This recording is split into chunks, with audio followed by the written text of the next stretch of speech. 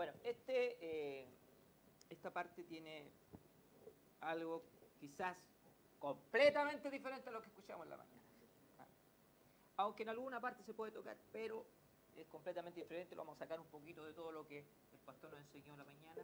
Y esto tiene que apuntar precisamente a una necesidad muy importante de este tiempo que tiene que ver con la predicación. Somos una iglesia apostólica. Amén. Columna y baluarte de la verdad. Y eso implica responsabilidad. Sobre todo cuando aquí hay un gran número de ministros, siervos, que predican la palabra del Señor o que van a comenzar a predicar, porque también hay algunos más jóvenes acá que no tienen la experiencia quizás de los de los más años que algunos tenemos, pero que queremos en este breve momento hacer un compacto pero bien resumido de todo lo que significa esta hermosa responsabilidad. Así que vamos a iniciar esto en el nombre del Señor Jesucristo. Amén. Amén. Toda gloria al Señor. Principios y tópicos de la predicación apostólica. Porque esto hay que hacer diferencia. Tome su asiento.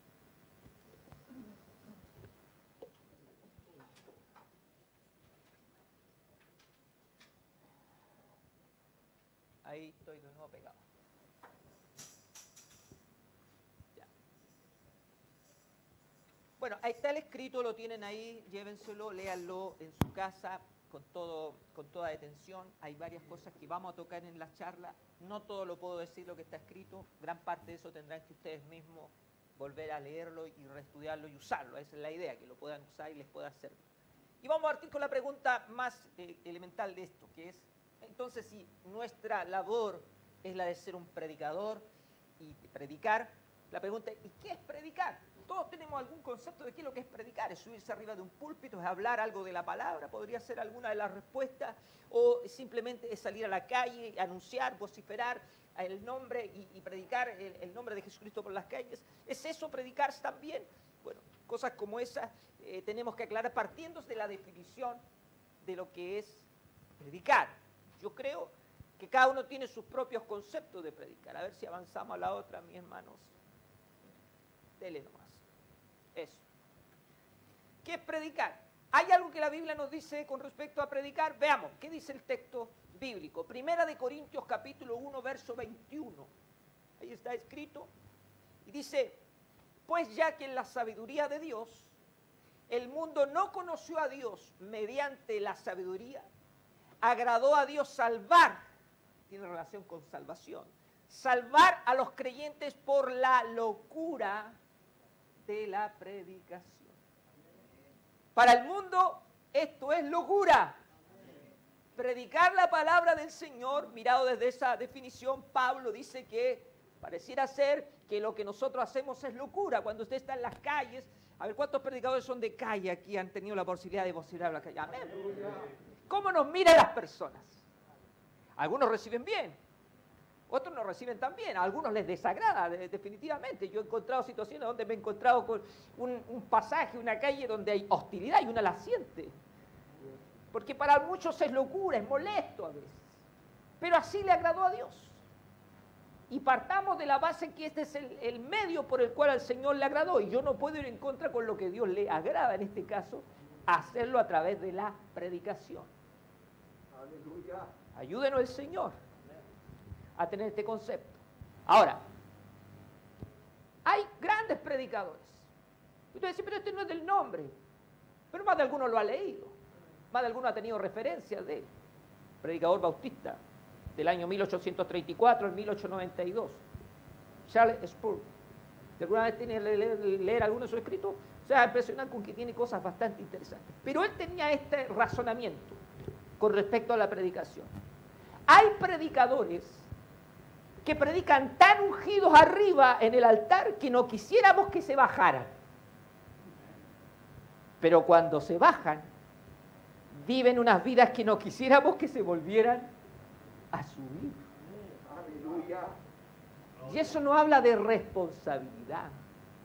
Eso nos habla de cuán importante no es solo, aleluya, que el predicador sea bueno acá arriba. cuanto más y mayor es importante que también viva lo que predica allá abajo. Aleluya. Su testimonio es su mayor garantía cuando él suba a predicar, por ejemplo. Gloria al nombre de Jesús. Algo de eso decía el pastor con respecto a las familias. Porque si la amén no parte de la familia, entonces quiere decir que no es un buen predicador en su propio hogar. Y también en la comunidad, en la misma iglesia. ¿Cuántas veces hemos escuchado que a veces el predicador sube acá, sube el ministro acá y es puro fuego? Pero cuando le toca a él predicar. Pero cuando baja allá y predica otro, no es el mismo. Aleluya. No es el mismo, cambia. Y debiera ser un adorador allá arriba o allá abajo. Tendrían que tener la misma actitud, porque hemos venido por sobre todas las cosas a adorar al Señor. El que Él nos ponga en la misión de predicar es uno de los elementos importantes. Así que esto me llamó la atención y por eso lo puse ahí. ¿Cuánta razón hay en eso? Bastante. Así que ayúdenos a poder tener eso.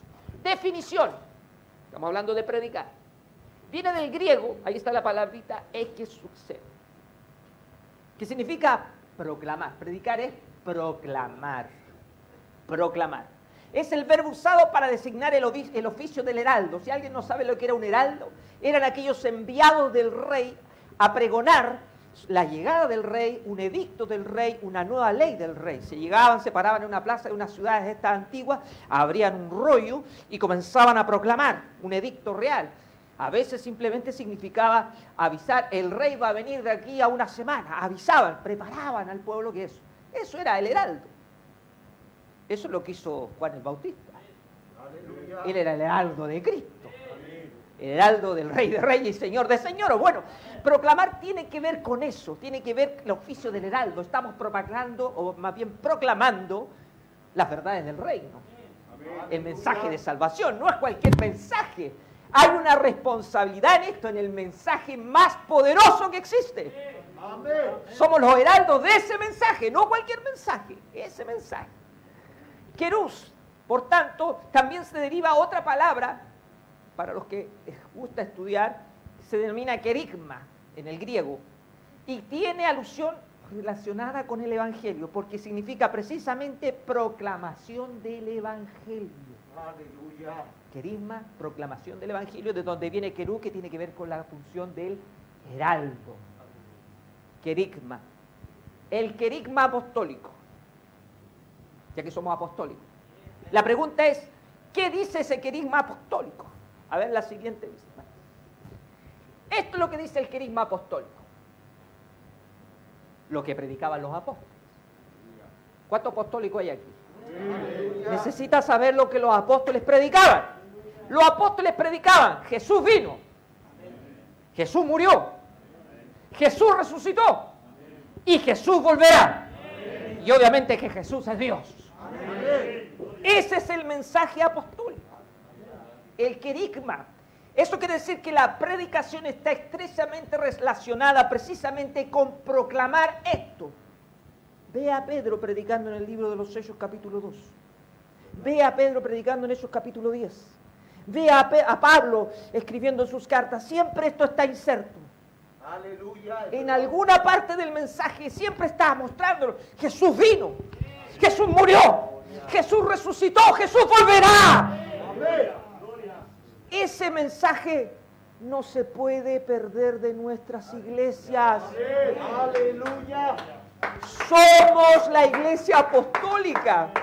Amén. Y por eso es que este seminario, esta parte del seminario, tiene que ver precisamente con los principios de la predicación apostólica. No puede ser que la iglesia apostólica, que predica al único Dios verdadero, comience a dejar de lado estas cosas básicas y fundamentales. No digo que no se prediquen temas importantes, pero no debemos olvidar esto que es esencial, de donde nace la proclamación del Evangelio. Aleluya. Gloria al nombre. El día en que dejemos de predicar que Jesús vino, el día en que dejemos de predicar que Jesús murió o resucitó o que Él volverá, nos estaremos transformando en otro tipo de iglesia, Aleluya. en otro tipo de creencia. Ayúdenos el Señor. Obviamente si dejamos de predicar que Jesús es Dios. Siguiente, mis hermanos. Amén. todo predicador no puede comenzar este proceso tan hermoso como es predicar sin tener algunas cosas básicas que debe realizar, fundamentales en este proceso. Un predicador debe ser, como primera cosa, un hombre de oración.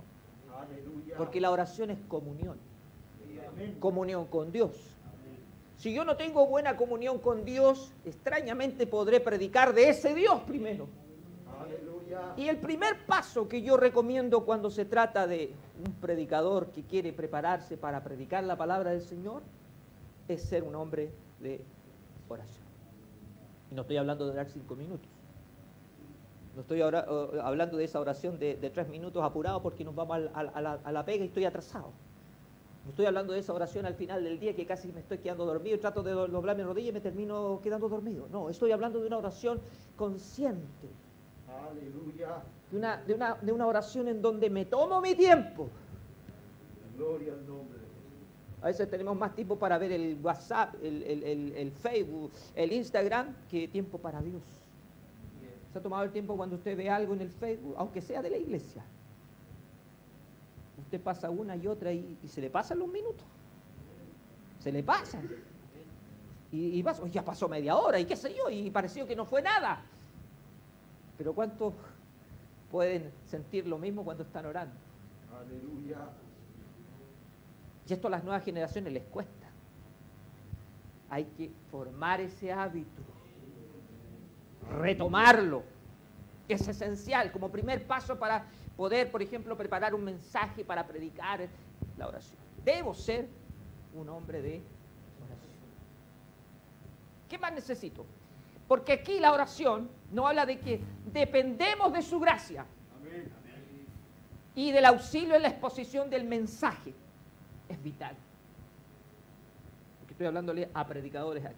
Cuando oramos, estamos reconociendo que dependemos de Él. Sin el Señor nada podemos hacer. Amén. Yo soy el pámpano. Él es la vid.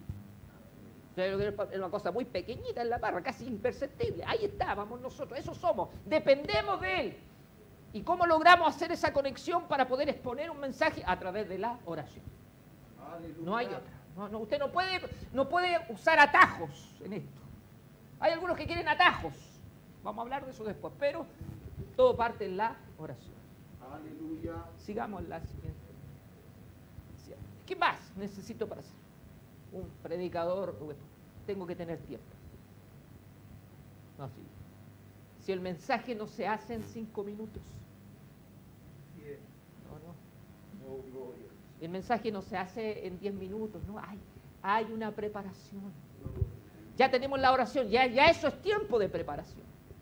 Tiene que tener un tiempo disponible para hacer. ¿Ah? Antiguamente, vamos a remontarnos, yo no les contesto, pero yo llevo 31 años en el Evangelio. Yo llegué a los 19 años, ahí saqué las cuentas, ¿cuánto tengo? A los 19 años. Como dicen los jóvenes, pollo. Yo no sabía nada. Yo tenía la necesidad como juventud de experimentar cosas nuevas y dije, voy a ir a la iglesia. Buena decisión, porque ahí fue lo mejor que pude encontrar. Amén. Llegué a la iglesia donde no sabía nada, me senté en la última banca, como generalmente hacen todas las personas, y comencé a mirar lo que los demás hacían. Si la gente levantaba las manos, yo levantaba las manos. Si la gente se arrodillaba, yo me arrodillaba. Si la gente cantaba, yo trataba de cantar la última sílaba que fuera de la alabanza, pero quería participar, quería ser parte. Pero cuando se trata de exponer la palabra del Señor, entendía que eso se veía lejano, veía al predicador y me imaginaba que era una persona que llevaba años avesada y qué sé yo. El punto es que con el tiempo entendí que ser un predicador no es de la noche a la mañana. Aleluya. Uno va escalando en ese proceso. Y para la primera etapa hay que tener tiempo disponible. No sé si hay algo ahí abajo como referencia a ver. La sugerencia que yo hago, para los que quieren tener este trabajo, esta idea de cómo lo hago, cuánto tiempo, de qué tiempo está hablando el pastor, cuánto, 15, 20, bueno, yo recomiendo aquí, para empezar, 45 minutos. En la hojita aparece otro tiempo, véalo también porque ahí también está sugerido. Cómo empezar a prepararme en un determinado tema. Y ojo, libre de distracciones. O sea, no puedo decir voy a preparar un mensaje y tengo la tele prendida, tengo el Facebook abierto, tengo el WhatsApp sonando y voy a preparar un mensaje. Obviamente que todo eso me va a distraer. Aleluya. Voy a decir algo interesante que aprendí hace poquito. Muchos critican incluso que la Biblia esté en un celular. Obviamente es mucho más práctico. La juventud tiene la mayoría de sus celulares, y creo que la mayoría tenemos en el celular nuestras Biblias. Pero no es un buen elemento para estudiar la Biblia. Quiero que lo entiendan bien. El celular o el tablet no es un buen elemento como para estudiar la Escritura.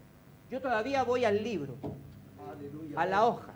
Amén. Y por una cuestión práctica, en el sentido de que cuando usted trata de estudiar la palabra del Señor en una tablet o en el computador incluso, nos falta el mensaje en el buzón que le llega.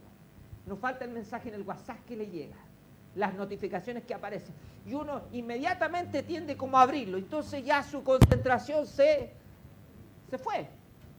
Se escapa, los minutos se escapan ahí. Entonces lo recomendable es libre de distracción.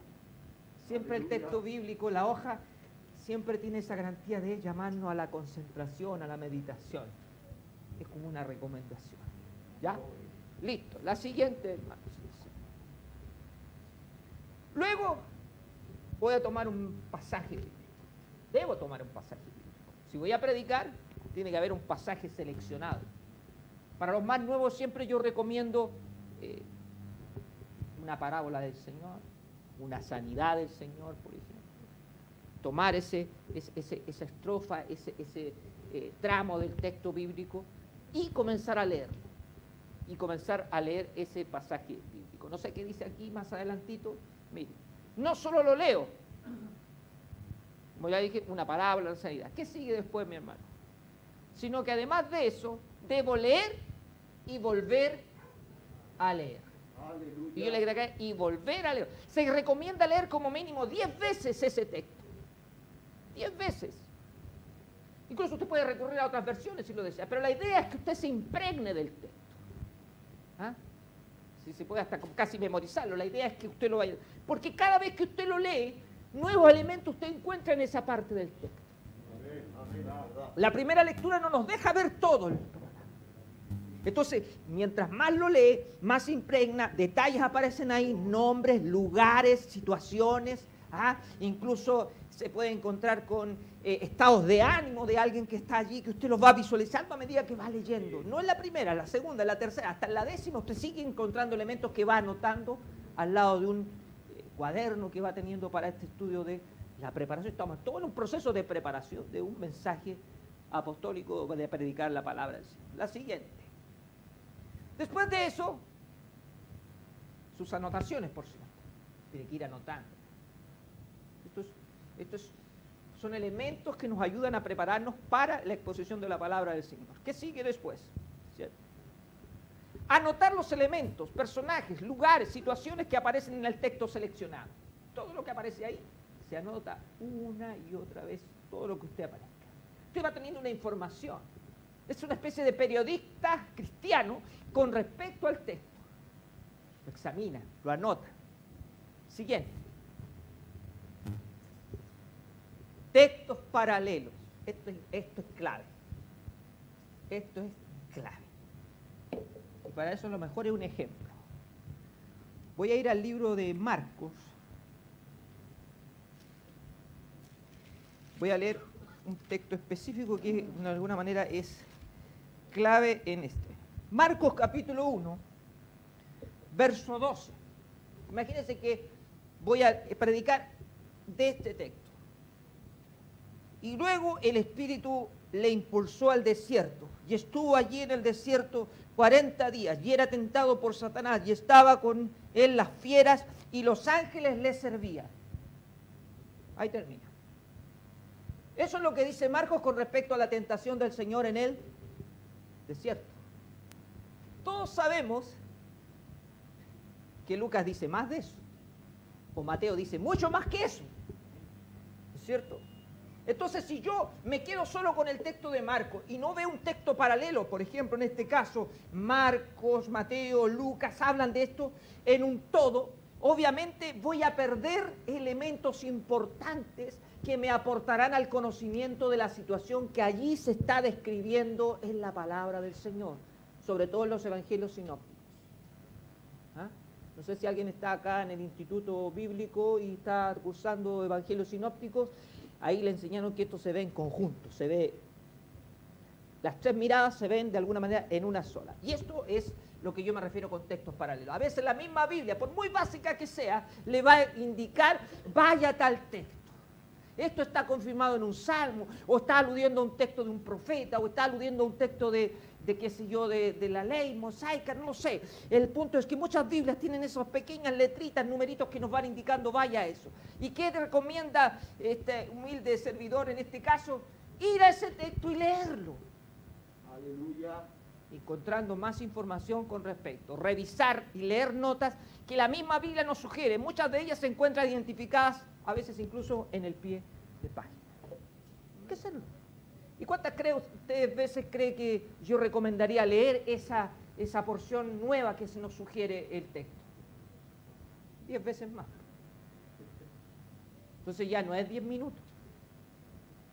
Usted se está dando cuenta inmediatamente que ya preparar un mensaje no pasa por 10 minutos, sino que ya va incluyendo otro tiempo más. Aleluya.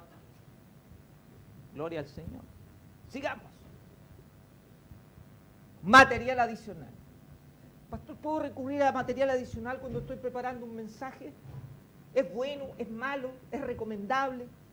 ¿Se puede usar? Se puede usar. ¿Y qué llamo material recomendable? Diccionarios, enciclopedias, algún tipo de comentarista bueno, sí, no todos son buenos, pero buenos. Ese material también es recomendable, sobre todo cuando hay contextos históricos que desconocemos. Ojo, la Biblia es un texto bíblico que fue escrito en algunos casos hace, o cuenta cosas que se ocurrieron hace unos 3.500 o hasta 4.000 años atrás. Entonces, obviamente la cultura de ese tiempo es muy distinta a nuestra cultura. Aleluya, ¿verdad? Típico el ejemplo de que cuando el Señor multiplica los panes y los peces, se contó solo a los hombres. Habían 15.000 y sin contar mujeres ni niños, pero eso es porque en ese tiempo la cultura no era considerado como número las mujeres ni los niños. Hoy día eso no se podría hacer. O sea, hoy día si usted no cuenta a las hermanas le llegan el grito al cielo. Obviamente, porque es otra la cultura. Y eso a lo mejor lo podemos encontrar en un comentario, en alguna enciclopedia, que nos va explicando esa situación. Esto es un ejemplo. Pero eso es importante tenerlo como referencia cuando tenemos que exponer la palabra del Señor. Eso nos habla de autodisciplina y ser conscientes en que nos estamos preparando para entregar un mensaje exacto o certero con lo que el texto bíblico quiere transmitir. Siguiente diapositiva. Bueno, ahí están, diccionarios, comentarios disponibles y anotaciones adicionales que nos ayuden en la preparación. Contexto. Contexto. El texto es una cosa, el contexto es otra. Ahora, el contexto simplemente yo lo explico así. Es leer un poco más arriba y un poco más abajo. Aleluya.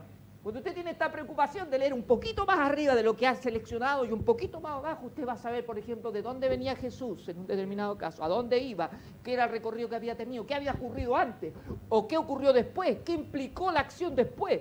Y esos elementos son valiosísimos cuando usted trata de conocer la situación del entorno allí ocurriendo. Amén, es verdad. Cuando se trata de las cartas de Pablo, es importante que a veces un texto es sacado de contexto cuando no logra entenderse la idea central de toda la carta, por ejemplo, o la idea central de todo el capítulo. Aleluya. Cuando usted logra tener la idea central de todo el capítulo, usted puede darle una mejor explicación al texto en particular. Oh, gloria. Amén. Un ejemplo de esto rápido es con respecto, por ejemplo, ese famoso texto que nosotros lo acuñamos y lo usamos, y no digo que esté mal usarlo porque nos llama la atención de la energía que provoca. ¿Ah? Todo lo puedo en Cristo que me fortalece. Lo usamos, ¿ah? Es como un caballito de batalla cuando nos sentimos oprimidos. Todo lo puedo en Cristo que me... fortalece, pero eso no significa que yo pueda hacer cualquier cosa. No significa que si yo me tiro por la ventana, Dios me va a dar alas y todo lo puedo, porque todo lo puedo en Cristo y me tiro nomás. No, hay un contexto ahí. Y si usted ve el contexto, se da cuenta que Pablo está hablando de que pasó prisiones, pasó sufrimientos, fue asaltado muchas veces, sufrió de falsos hermanos, situaciones difíciles, y a eso él le llama, y todo lo puedo. Aleluya. Entonces cuando uno lee el contexto, le da más fuerza al texto y logra entender a dónde está apuntando, no a lo que a veces nosotros queremos apuntar en el texto. Es importante la lectura del contexto.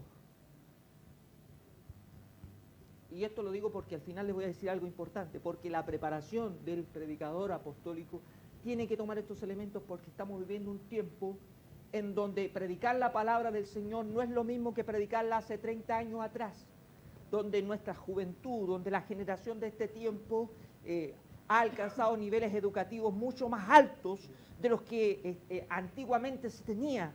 Hoy día los jóvenes preguntan ¿por qué? Aleluya. ¿Por qué? Y como predicadores estamos llamados al darle el por qué. No porque yo digo, no es porque yo digo, es porque la palabra lo dice aquí y lo dice allá. Es porque el texto bíblico lo afirma de esta manera aquí y lo afirma de esta manera acá. Hay un porqué. Y está bien que la juventud pregunte, porque mientras la juventud pregunta, también nosotros estamos llamados a aprender mejor la Escritura y poder de esa manera transmitirla a una generación en este mundo en donde encontraremos y nos encontraremos con muchos que van a buscar a Dios, pero que serán médicos, serán abogados, tendrán licenciaturas, magísteres, hombres con conocimiento muy alto quizás en las letras, pero con un vacío espiritual grande. Aleluya. Pero eso no quita que lleguen a las casas del Señor, lleguen a nuestras iglesias y encuentren, aleluya, no hombres, aleluya, que han tomado la palabra a la ligera, no, que se han preparado. Amén. Con oración Gloria al nombre. y con tiempo con Dios para poder entregar el mensaje que esa alma a lo mejor anda buscando. Amén. Entonces todo este contexto necesario es pasar por él. Siguiente, hermanos. Aquí vienen algunas preguntas. Una vez que tengo el texto, una vez que ya lo he seleccionado y tengo toda esta información, anotaciones en el contexto, en los pasajes paralelos, en información de algunos comentaristas que me pudieron ayudar, qué sé yo. Ahora, al texto yo comienzo a hacerle preguntas. ¿Cómo? ¿Dónde? ¿Quiénes? ¿Cómo? ¿Por qué? ¿Por qué pasó esto? Y usted empieza a hacerle preguntas al texto. ¿Y usted qué cree? Esas preguntas tienen respuesta. Y esas respuestas usted mismo las va a generar con toda la información que logró indagar e investigar precisamente del propio texto. ¿Cierto? A la siguiente. Entonces va a ocurrir esto. Así como generó las preguntas, usted va a responder esas preguntas. ¿Y qué va a responder? ¿Y cómo las va a responder? Usando la información recopilada, usted podrá responder esas propias preguntas. Después, en la aplicación final, usted podrá formular declaraciones usando sus propias palabras. No necesita las de otros, sus propias palabras. Y procurar que estas sean una lección también aprendida. Siempre cuando usted lee la palabra del Señor, algo el Señor nos va a enseñar. Amén. ¿Lo he escuchado? Dice, porque la palabra de Dios nunca vuelve vacía. Siempre el Señor nos va a enseñar algo. El texto, sea en Proverbios, sea en Salmos, sea en una carta, sea en los Evangelios, siempre el Señor nos va a enseñar algo. No olvide que la Biblia siempre está ahí, viva. Usted puede haber leído 10 veces el mismo pasaje, haber escuchado 10 veces el mismo mensaje o el mismo texto al predicarse, pero siempre el Señor le enseña algo nuevo. Amén. Muchos predicadores lo he escuchado decirlo. Estos 30 años escuchando, dicen esto y es recurrente. Hoy vamos a tomar este texto y aunque lo había leído antes, nunca había reparado en esto. Claro, porque aunque usted sea un predicador de años, el texto le vuelve a hablar. Aleluya. Y eso hace de este libro tan formidable, tan maravilloso, Aleluya. tan extraordinario. Amén. Sigamos con la siguiente. Tenemos que establecer la idea del sermón. Siguiente. Una vez que tenemos estas preguntas respondidas, una vez que hemos logrado hacer estos enunciados como una enseñanza práctica que se puede aplicar, bueno, ahí yo recién voy a preparar el mensaje con estas partes. Un título, Aleluya. una introducción, el cuerpo precisamente, que será el centro del mensaje. Ahí después viene la aplicación y la exhortación y finalmente la conclusión.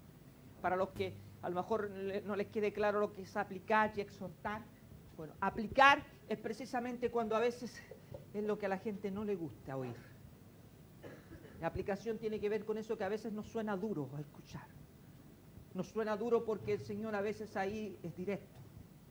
Aleluya. Y el predicador, y esto es importante, siempre debe ser incluido en el mensaje. No es ustedes, somos nosotros. Oh, gloria al Señor. ¿Cuántos de nosotros hemos caído en esto? Cuando el predicador se aleja, ¿cuántos de ustedes, y se excluye al mensaje, está cometiendo un error? Porque Dios empieza a hablar desde aquí hacia allá. Aleluya. Es verdad. Entonces siempre en la aplicación, cuando tiene que ver el punto duro del mensaje, ¿cuántos de nosotros hemos dejado de orar, por ponerle una idea? ¿Cuántos de nosotros hemos gastado el tiempo en otras cosas y nos hemos apartado de orar, doblar nuestras rodillas y buscar el rostro del Señor? Estoy aplicando, estoy hablando duramente en términos bíblicos, por decirlo así, pero todos somos incluidos. Aleluya, es verdad. Amén. Todos debemos ser incluidos. El predicador no debe olvidar eso. Esa es mi postura en este aspecto. Pero no basta solo con decir eso. Ahí viene la otra parte, porque muchas veces es triste ver que los hermanos salen de un lugar y la gente se va solo con el reproche, con la reprimenda y sienten como que no hubo alguien que los levantara. Y ahí viene la otra palabra, ahí viene la exhortación. Aleluya. Viene el momento en donde Dios nos vuelve a tomar. Y así como el Señor nos dice, ¿cuántos de nosotros no doblamos nuestras rodillas, no buscamos el rostro del Señor y todo eso? Ahí viene la otra parte, porque el Señor dice, pero grande es sin misericordia nuestro Señor, y Él está aquí para levantar nuestro ánimo nuevamente y hacernos sentir que Él está presto a escuchar nuestro ruego. Viene la otra parte. Es importante. Antiguamente se escuchaba este término. Fui a la iglesia y me dieron puro palo. ¿Has escuchado eso, no? No, el predicador solo apaleó. Fue puro apaleo. Entonces, la hermandad obviamente a veces se va triste porque, escúcheme esto, sobre todo en la semana, pasa esto. Me ha tocado porque yo esta experiencia uno las vive. El predicador se va en esa de puro dar fuerte nomás con el mensaje. Y resulta que ataca precisamente a los más fieles, a veces los que vienen en la semana, a los que se sacrifican, Aleluya. a los que a veces se esfuerzan, a los que a veces hicieron todo lo imposible por llegar en la semana que es más difícil, estar en la congregación, y finalmente, ¿qué se llevan? Un apaleo. Y terminan pagando justos por pecadores, dice el dicho, ¿no es cierto? Entonces es importante. No digo que no sea necesario a veces llamar a la reflexión y a la aplicación necesaria, pero no debemos olvidar que muchos de ellos vienen con el sacrificio necesario para decirle, pero el Señor nos levanta, el Señor nos anima, el Señor te dará nuevas fuerzas. Y finalmente cerramos con una conclusión. Consideraciones del púlpito. Veamos algunas consideraciones concretas. El púlpito, predicadores, ministros, no es solo para contar chistes. No digo que a veces un chiste ayuda, pero si todo el mensaje es puro chiste, no es buen camino. Aleluya. El púlpito no es para hablar de política, aunque a veces sea necesario tocar una contingencia, pero no puede ser todo el mensaje hablar política. menos para hablar chisme. El predicador tiene que entender que el púlpito, el lugar de la predicación, no es para ataques personales. Aquí me voy a detener. Porque de aquí, como que se siente un poder especial, como para atacar, y atacar bíblicamente, ¿ah? Si hasta seleccionan el texto, ¿ah? Le seleccionan precisamente el texto. Y la persona aludida, que está ahí abajo, que se siente aludida, eso me lo está diciendo por mí. Ya me va a tocar a mí. Aleluya. Ya el pastor me va a decir que yo predique. Ahí me va a tocar a mí. Pero esa actitud vuelve a caer en lo mismo, ataques personales. ¿Será este lugar un lugar donde podamos atacar personalmente a nuestros hermanos? ¿Hay bendición cuando eso ocurre? No hay bendición. Todo lo contrario. Todos empezamos a mirarnos unos para otros. ¿Qué pasa? Empezamos así, sentirnos incómodos. ¿Ah? Aleluya. Ayúdenos el Señor a no caer en eso. Aquí hay que predicar la palabra del Señor. Amén. Predicar rumores. No. Aquí este tiempo es precioso, no es para predicar rumores. ¿Ah? Tengo un hermano no aquí, allá en Cortijo, que le gusta el Facebook y saca noticias del Facebook. Pero usted sabe que el Facebook, usted no le puede creer al Facebook todo lo que dice. Peor al TikTok. Usted tiene que hacerle un filtro como del 80% a eso. 80% es mentira, el otro 20% tal vez puede ser real. Entonces usted no puede predicar algo que ahí vio, leyó, porque eso es rumor. Lo único certero que tenemos, lo único seguro que tenemos, ¿qué es? La palabra del Señor. Cielo y tierra pasarán, pero mi palabra no pasará. El texto manda. Escúchame bien esto. El texto manda. La palabra manda ahí. No los rumores, no los chismes. Lo que manda es la palabra del Señor. Por eso no se pueden predicar noticias falsas. Y tampoco hablar de tu vida personal. Claro, si vas a dar un ejemplo, tal vez pase, pero ahí dedicarse a todo el mensaje a hablar de su vida personal, le estamos quitando tiempo a la palabra, Aleluya. al mensaje. Ayúdenos el Señor a no caer en esto, porque estoy hablando de la experiencia, que a veces uno ha tendido a caer en esto y después reflexiona y dice, no estuvo bien, estuvo mal ahí. Y Dios nos va enseñando. Dios nos va guiando. La siguiente, hermano, por favor. Ahora, usted, hablo a los predicadores aquí, usted debe predicar la palabra de Dios y no la suya. Esto es responsabilidad. No predicamos lo nuestro, predicamos la palabra de Dios. No es lo que yo digo, es lo que Dios dice. Cuando me apego a lo que está escrito en la palabra del Señor. Usted es el mensajero, no el mensaje. Yo soy, ¿cómo dijo Juan? Yo soy la voz. Muchas veces aquí nosotros somos la voz nomás. Una vez me llamó mucho la atención de un predicador que se presentó y comenzó a orar antes del mensaje de la palabra, que a veces se ha ido perdiendo, pero es importante. En donde él dijo, Señor, solo soy el vaso de barro. Suya es la gloria. Y lo asumí y lo tomé como algo también parte de antes de comenzar, para recordarme que yo no soy el mensaje, soy el mensajero. Soy el instrumento. Soy un ciudadano del reino de Dios que viene a hablarle a los ciudadanos del reino de Dios. Soy parte del pueblo. Usted es un sembrador, no el que cosecha. Esto lo pone muy bien Pablo. El apóstol dice ahí, algunos siembran, otros riegan, pero el que da el crecimiento, ¿quién es? Nosotros somos una parte. Tal vez usted, Dios lo use justo con el mensaje, véalo de esta manera, justo con el mensaje preciso para que un joven haga el chip de cambio de vida, de transformación plena. Usted no sabe cómo Dios lo puede honrar en ese aspecto. A lo mejor usted cree que no pasó nada, pero Dios lo hace que su palabra no vuelva vacía. Algo puede producir. Y si eso viene acompañado porque ha habido oración, ha habido preparación, ha habido comunión, crea, cuando usted sigue este proceso tan simple, usted va a ver que una bendición, aleluya, siempre va a generar, aleluya, en el hombre que siempre va dispuesto a ser usado por el Señor. Aleluya. Usted es un representante, no es la autoridad. Ya lo dijimos, el Señor es la máxima autoridad. Amén.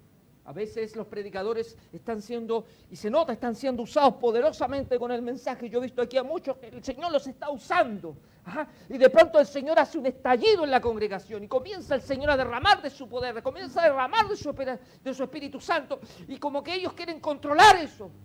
A veces hay cosas que no se pueden controlar, sobre todo si el que está interviniendo es Dios. Amén. Hay que tener esa sensibilidad cuando decimos, es que yo tengo más por entregar, pero ¿y si Dios quiere que hasta ahí nomás sea? Aleluya. Si el Señor está derramando el Espíritu Santo, si el Señor está moviendo, ¿quién manda? Dios. Dios. Entonces hay que tener esa sensibilidad, porque al final la máxima autoridad es el Señor, su presencia. Somos apostólicos. Aleluya. Que vive en el poder del Espíritu Santo también. Usted es un administrador, no un propietario. Usted es un lector. Lo hemos visto, un lector. No el autor es uno. Esta Biblia, esta palabra de Dios tiene un autor. Pueden haber habido más de 40 escritores a lo largo de casi 3.000 años. Uno muy distante al otro. Pero en la unidad de este libro sagrado uno se da cuenta de que el autor es uno.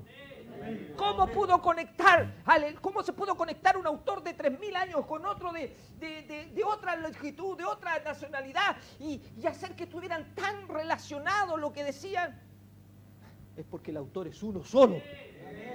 Solo fueron instrumentos. Aleluya. Así como nosotros hoy día somos instrumentos en la lectura y la preparación para expresar el mensaje que está ahí para su iglesia, para su pueblo. No sé si habrá otra más. Tuve que acelerar esto para dar el tiempo necesario. Hay algunas preguntas que una vez hice esto y se formularon, y voy a tratar de ir respondiendo algunas rápidamente. Hermenéutica, ¿puedo usar hermenéutica? Hay una que te dice, ¿qué es homilética? ¿Qué es hermenéutica? ¿Sirve eso? ¿Ayuda en algo? ¿Sería bueno? Es bueno. Hoy día, gracias al Señor, tenemos un instituto en la Iglesia Apostólica y Pentecostal. ¿Y cuánto da gracias por eso? Amén. Y esas materias van a venir. Y es simplemente algo un poco más exhaustivo en lo que yo he compactado en usted. Cuando usted está leyendo el texto y trata de darle la interpretación correcta a la palabra, usted está usando hermenéutica. Cuando usted está ordenando el mensaje para hacerlo más coherente, usted está usando homilética, sin saberlo, sin saber que se llama así. Pero ahí simplemente le vamos a dar las herramientas para que pueda usarlo de mejor manera. Así que no es malo, no es algo pecaminoso, como quizás se veía hace unos 30 años atrás. ¿Se puede marcar la Biblia? Me hicieron esa pregunta, pastor, ¿y se puede marcar la Biblia? Porque antiguamente pareciera ser que era un pecado marcar la Biblia. ¿Ah? Mientras la Biblia no tuviera nada, era sagrado. Se podía casi ni hacer ninguna arruga. Pero marcar es algo que yo aprendí desde la primera semana que llegué a la iglesia. Aleluya. Porque yo era de los que entré y el predicador dio el texto y yo lo anoté en una hojita. Y después llegué a la casa en una Biblia muy básica, trataba de volver a leer. Fui a la segunda reunión y volví a anotar el texto y fui a la casa y volví a leer la Biblia y la volví a marcar. Y sin querer me fui, por decirlo de una manera, enamorando del libro de esa manera. Aleluya. Tomando esos textos, marcándolos con diferentes colores. Me di el trabajo después de esa Biblia muy básica, marcar todos los textos en donde hablaba de unicidad. Con amarillo, todo. Entonces yo rápidamente, no tenía buena memoria, pero sabía dónde lo había marcado, inmediatamente relacionaba los textos y los unía. Después le ponía anotaciones al lado. Y le ponía varias anotaciones al lado. Mi Biblia se llenó de anotaciones. ¿Ah? Después me di cuenta que habían unos que habían inventado eso antes, uno que se llamaba Thompson, otro que se llamaba Ridley, qué sé yo. Tenían sus propias Biblias y habían hecho eso, pero yo sin saber eso había hecho mis propias anotaciones. Porque no es malo. Es para su estudio. Y ese estudio le va a ayudar, le va a facilitar a veces el trabajo que después va a venir precisamente en ese trabajo. ¿Ya? Versiones de las Biblias. ¿Influye? Aquí la pregunta es un poquito más, no tan fácil de responder. Hay versiones y versiones. Aleluya. Y digo que hay versiones y versiones porque hay versiones que son buenas y otras que son definitivamente muy malas. Entonces hay que asesorarse con respecto a eso. Pero hoy día un clic en el computador le da facilidad de poder leer muchas versiones al mismo tiempo. Y en algunas le aclara los conceptos, sobre todo en algunos términos que ya no se usan en este tiempo, pueden ayudar a ayudar. Un bosquejo, un torpedo, es bueno, pastor. Es bueno tener aquí al lado de su Biblia un torpedo que lo vaya guiando en lo que va a enseñar. Mire, no hay nada mejor que tener una guía en determinados casos, sobre todo cuando nuestra memoria no es muy buena. Y para serles sincero, mi memoria no es muy buena. Entonces yo necesito mi guía acá, un torpedo, un texto. Entonces no es pecado. No, no es pecado. Para mí no es pecado. Ahora, si usted tiene una buena memoria, una memoria pero de elefante, alabado sea el Señor. Gloria a Dios, Dios lo bendiga. Pero a mí no, me falta esa capacidad y yo me hago mi bosquejito para guiarme. Sobre todo porque me ayuda a no salirme del tema. Amén. Un bosquejo es como un libro, como una regla que me va guiando así por donde tengo que ir para no alejarme. ¿Ah? Yo he visto a muchos predicadores que al no tener esa guía se tienden a ir con el conocido término por las ramas. Se van como para otro lado. ¿Ah?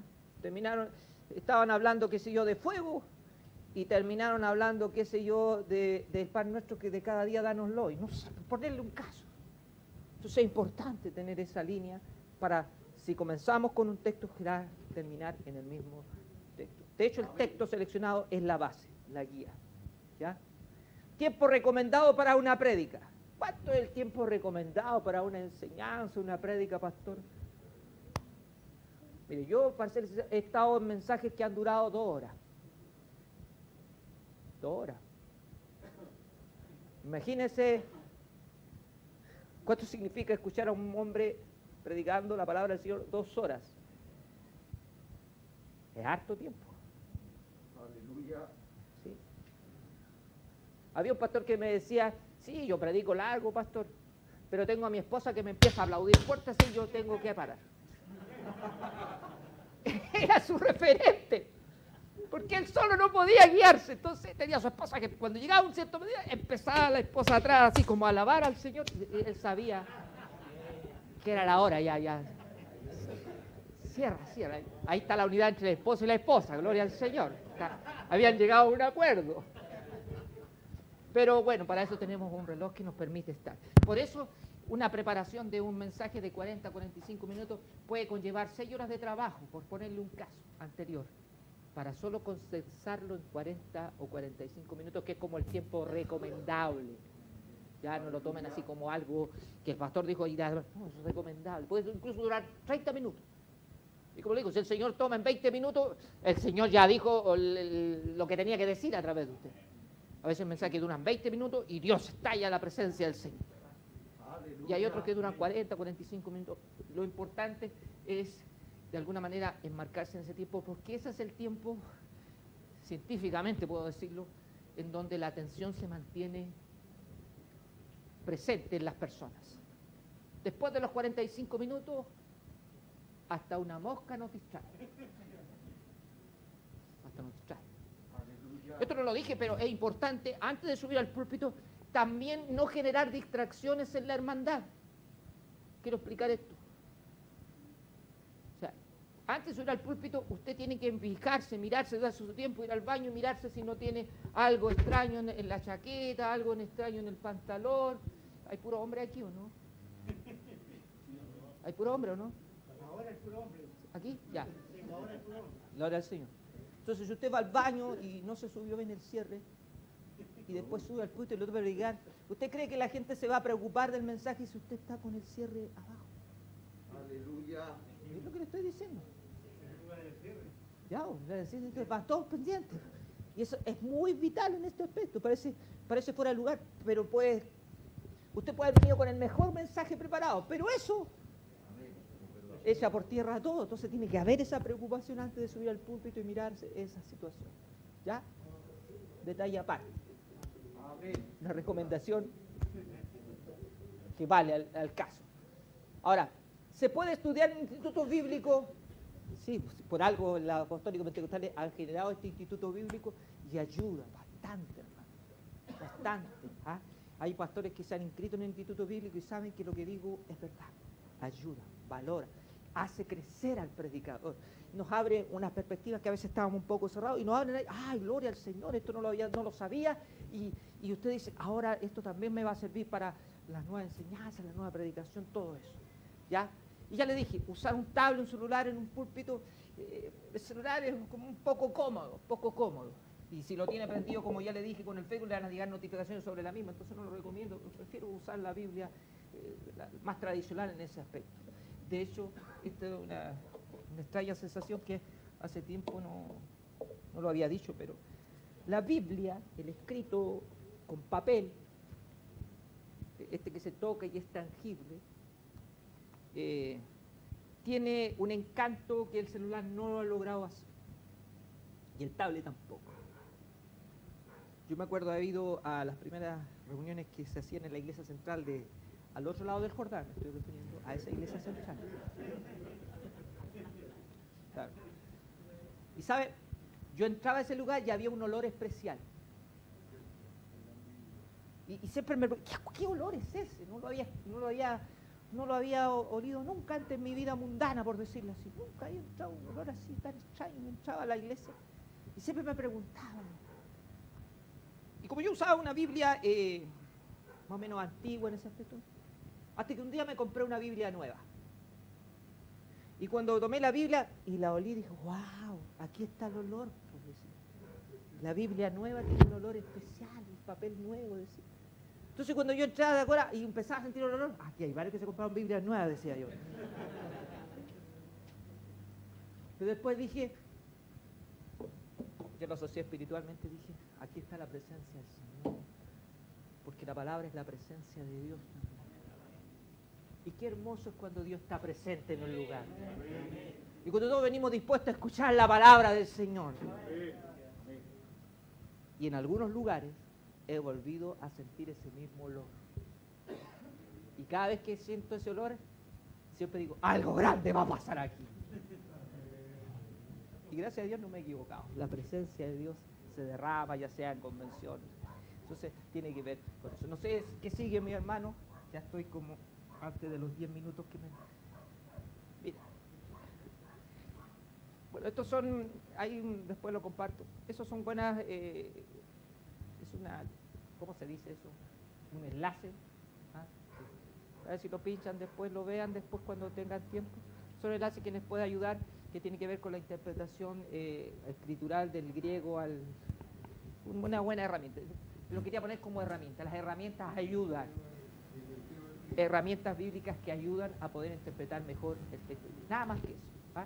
Ahí hacen ese clic, usted le va a salir la palabra en castellano, se traduce al griego y el griego le va a dar la definición de la palabra. O si en el caso de que está en el Antiguo Testamento, usted pincha ahí, busca el texto, le va a salir en castellano y le va a salir en el hebreo y el interlineal de esa definición. Es solamente eso, pero le puede servir como ayuda.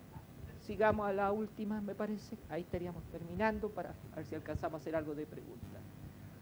Entonces, ¿qué pasa? Paso a paso, Dios todavía está guiando a su pueblo.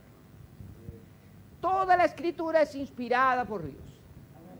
Útil para enseñar, para redarguir, para corregir, para instruir en justicia, a fin de que el hombre de Dios sea perfecto, enteramente preparado para toda buena obra.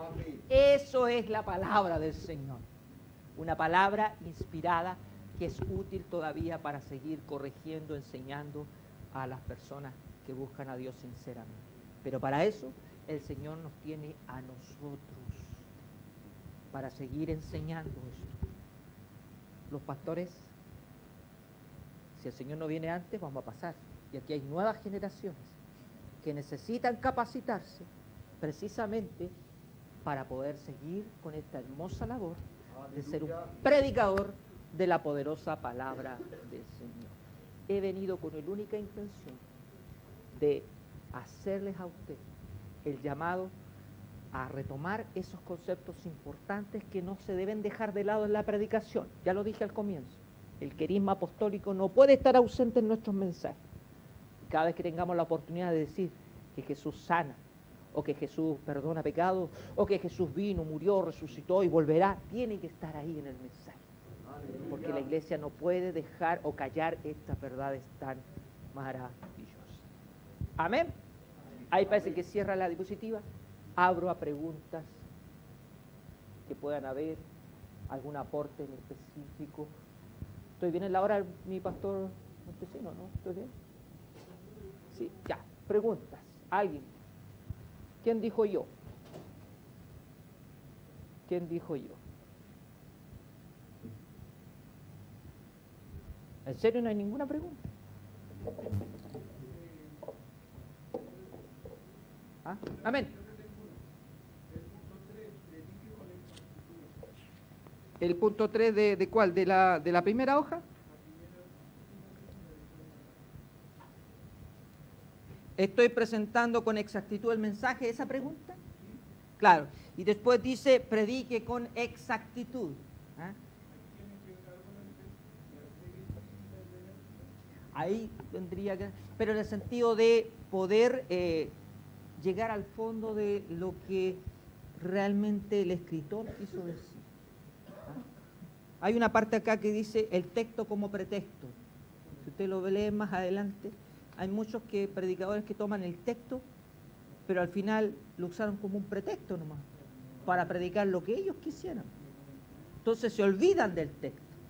Y eso ya no es predicar con exactitud lo que acaba de leer. Porque cuando las personas dicen, vamos a abrir la escritura en Génesis capítulo 1, verso 1, la gente entiende inmediatamente y busca el texto y se relaciona con el texto desde el momento en que el predicador lo cita. Obviamente, ¿qué espera la congregación? Que el predicador hable de lo que allí en el texto se está tratando de transmitir. Y si yo me desvío, si yo me voy para otro lado, obviamente no hay exactitud en lo que yo dije al comienzo que íbamos a hablar. Entonces, obviamente tiene que ver con la exactitud. Por ejemplo, hay un ejemplo clásico acá, a ver si alguna vez ustedes lo vean, con ese logo lo vean. ¿Se acuerdan cuando el Señor se enojó con Israel? Porque en un momento dado el pueblo se cansó de este maná que descendía del cielo. Y en su reclamo dice, el texto por ahí dice, que nos ha dado este pan tan liviano, dice la versión Reina Valera 1960. Hastiados con este pan tan liviano. Fuerte. Uno dice, ¿cómo llaman el pan liviano del Señor? Pero si uno va a lo que yo le dije, al hebreo de esa palabra, en la palabra en el hebreo, según este, dice que realmente el original de la palabra es este. ¿Por qué estamos cansados de este pan tan miserable? O sea, la traducción correcta debió haber sido pan miserable. Eso ofende a cualquiera. Y cuando todo un pueblo llama al pan que viene del cielo miserable, eso ofende a Dios. Y ahí uno le da más sentido al enojo de Dios y como que le entiende de sentido la comprensión. Antes de decir liviano, a decir miserable. Esas cositas a veces, las traducciones se escapan y se logran simplemente con darle un poquito más de tiempo a ver a qué se refería en el original, en el griego o en el hebreo en determinado caso. Entonces, cuando hablo de exactitud, a veces esa exactitud solo se logra con un poquito más de investigación. Mínima a veces. Un diccionario a veces basta. Y eso nos ayuda a darle más fuerza al mensaje, a ese mismo mensaje que Dios ya ha puesto en su... Porque al primero que le predica a Dios es ¿a quién? Al predicador, al primero que le va a hablar es a uno. ¿Ah? Y estoy llamado, hermanos, para que esa antigua práctica de hace 20, 30 años, cuando llegaban los predicadores, quizás en alguna iglesia, ya hoy día nos toca la palabra y abrían la Biblia y donde caía el dedo, de eso predicaban. Obviamente, con todo lo que expliqué, no es el punto donde yo quiero llegar. Tiene que haber una preparación. Por eso lo recomendable son aquellos ministros que han tomado la pauta de hacer calendarios con respecto a sus predicadores, para darles el tiempo adecuado, para decirle, mira, a usted le toca predicar de aquí a 2 semanas, de aquí a 1 mes en algunos casos, porque eso le va a dar la conciencia al ministro de que tiene que prepararse. Entonces, no va a llegar a ese día, es que sabe, no tengo nada preparado, todo eso, que era algo que se escuchaba fácilmente y rápidamente. Entonces, ha habido un tiempo por eso. Es recomendable eso, yo lo encuentro muy recomendable, sobre todo para los hermanos que necesitan mayor tiempo que otros para poder preparar un mensaje. ¿Ah? Yo soy de la generación donde yo me arrodillaba acá y el pastor Acuña, usted lo conoce como el pastor, llegaba allá y nos decía, a usted le echan la culpa. Yo no tenía idea que me tocaba predicar. Y me salía, no es que siempre tiene que estar preparado, me salía con esa respuesta. En cierta cosa le encontraba razón en ese aspecto, pero creo que el mejor proceder implica hacer los tiempos y dejarle a los hermanos que tengan ese tiempo de preparación adecuado, ¿ah? Para que así, al subir al púlpito, ya uno puede decir, el hermano tuvo su tiempo para preparar y va a entregar un mensaje bajo parámetros al menos acorde a lo que se necesita para este tiempo. Eso es lo que creo humildemente desde mi vereda. Ahora, como pastores, aquí hago la salvedad, como pastores, los pastores siempre tienen que estar preparados. Esa es una realidad evidente de los pastores, porque su responsabilidad, y yo agregaría a los evangelistas de repente ahí también, porque a veces el pastor tiene que echar mano de sus siervos que tiene ahí a la mano. Pero en rigor creo que una buena metodología es tener un calendario para ese aspecto. Amén. ¿Sí? Otra pregunta, otra alusión. Siervos. Bueno, voy a cerrar con algo que está al final del escrito.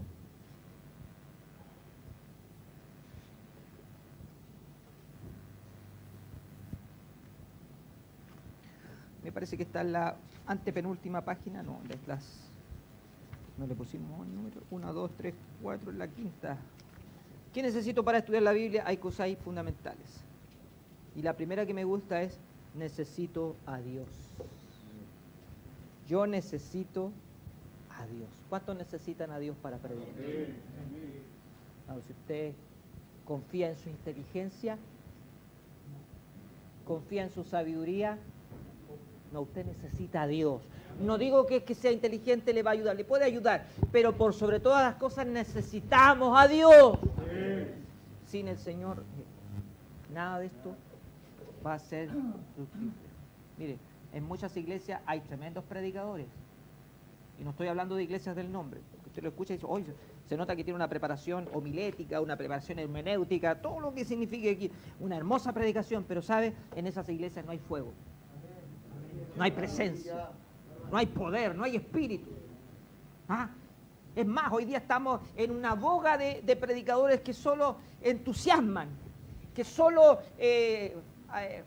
motivan, predicadores motivacionales. Está lleno este mundo de predicadores motivacionales, pero la motivación no salva, hermanos. Necesitamos predicadores que sigan predicando en contra del pecado. Y eso lo hacen los predicadores apostólicos. Tenemos que seguir predicando lo que está malo, no llamarle bien a lo que está mal. Ayúdenos el Señor. No sé si alguna vez usted ha sentido que mientras está predicando, mientras está enseñando el mensaje, mientras está enseñando la palabra del Señor, hay un gran silencio y no hay ningún amén y no hay ningún gloria a Dios. Entonces dice, parece que el mensaje no está causando efecto, y usted trata de forzar el amén a veces, ¿ah? Trata de forzar ese amén y dice, ¿qué pasa si el mensaje está bien? Sé que el Señor está hablando, y lo habla a los pastores sobre todo, a veces el Señor, y a veces usted siente que la gente está, y me ha pasado en la congregación que pasa eso, y uno tiende a entristecerse y dice, a lo mejor yo estoy mal.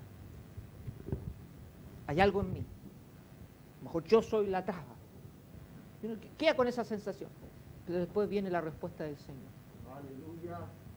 Y después, donde no hubo ningún amén, es donde se generaron a veces los mejores cambios. Porque la persona después llegan al altar y comienzan a derramar lágrimas y comienzan a sentir que verdaderamente necesitan más que nunca al Señor que les habló en esa tarde, en esa noche, en esa mañana, no lo sé, el horario. No importa la hora, no importa el instante, pero crea, si usted ha tomado este tiempo con el Señor, si usted se ha tomado este tiempo de oración, si usted se ha tomado la preocupación de prepararse y ha estado en comunión y ha buscado al Señor, crea que el Señor lo va a confirmar, Dios lo va a ayudar, Dios lo va a fortalecer, Dios va a estar allí. Aleluya, usted no va a predicar cualquier mensaje, ya lo dije, es un mensaje poderoso. Poderoso. Poderoso. Ya que parece que tengo un poquito más de tiempo. Esta es una experiencia, ya que hay experiencias que sirven, esta experiencia sí. Predicando en la calle, porque yo soy predicador de la calle, yo empecé en la calle, no empecé en el púlpito, yo empecé en la calle predicando. Saqué la voz ahí, tenía 19 años, saqué la voz en la calle. Y uno no es fácil para un joven predicar en la calle donde saben que a lo mejor van a pasar los amigos, van a pasar los compañeros del colegio de repente y lo pueden ver ahí que usted está tomando eso. Pero yo me atreví, sentí el cambio. Y mientras estaba predicando en un momento, mi hermano me decía, no se preocupe, Dios lo va a ayudar, Dios lo va a respaldar. Y estábamos en una esquina, una población que tiene una mala reputación. Yo soy de la iglesia del Cortijo y en la iglesia del Cortijo se conocía por el cortajo, no por el cortijo, por el cortajo. Entrar al Cortijo, ¡ay, hermanos! Era como miedo llegar. Entonces, cuando habían confraternidades, eran pocos los que iban al Cortijo por el miedo que generaba la zona. Bueno, el punto es que estábamos predicando en una parte bien complicada y de repente yo, nuevito, acompañado a un predicador más anciano, predicador de años, y yo ahí orando porque la tendencia, no sé si acá se hace, el grupo se dividía y yo me quedaba acompañando al predicador. Estoy hablando de las 9 de la mañana, porque íbamos a predicar como a las 9 de la mañana. Siempre le decía al pastor, ese es mal horario, pastor, para predicar en la mañana, porque la gente el día domingo, sábado, fiesta, algunos están durmiendo la parranda del día anterior. No, a las 9 predicamos aquí, siempre ha sido así. Ya, ellos saben, decía yo. Entonces estábamos ahí, de repente me dejan ahí con el predicador, y él empieza a predicar, y yo estaba ahí orando, Señor, ayúdalo, confírmalo. 9 de la mañana, hacía frío, neblina ahí, ay, Señor, ayúdalo. Y de pronto aparece un hombre sin polera, todo acalorado y con un sable de este volado, hermano. No estoy mintiendo, así un sable de esos que usted ve cuando pelean en las cárceles, así salió para afuera.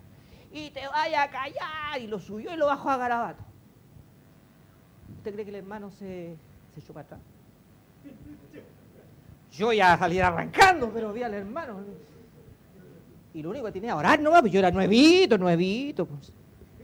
Y el hermano dice, en el nombre de Jesús, empezó a predicar a él, pues ya no estaba predicando, era él y él. Era el predicador y ese hombre con el sable.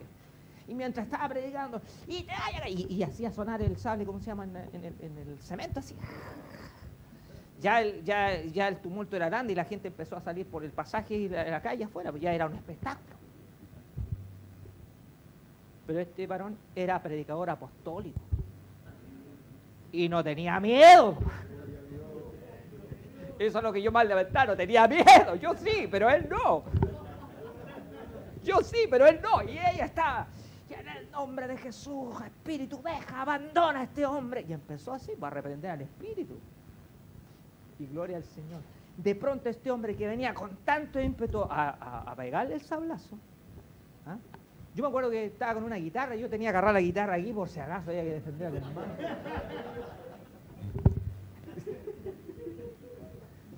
Y de pronto veo que este hombre, y ahí creo en el poder de Dios. Yo soy testigo del poder de Dios, hermano. Porque este hombre que venía con el sable no pudo avanzar más en un momento dado. Y cayó de rodillas delante del predicador anciano. Y la gente maravillada al lado de que no le pudiera hacer nada al predicador cuando él tenía todas las de ganar. Finalmente terminamos orando por el hombre. Estaba drogado, qué sé yo. Pero no pudo. No pudo. Echo de menos el poder de Dios.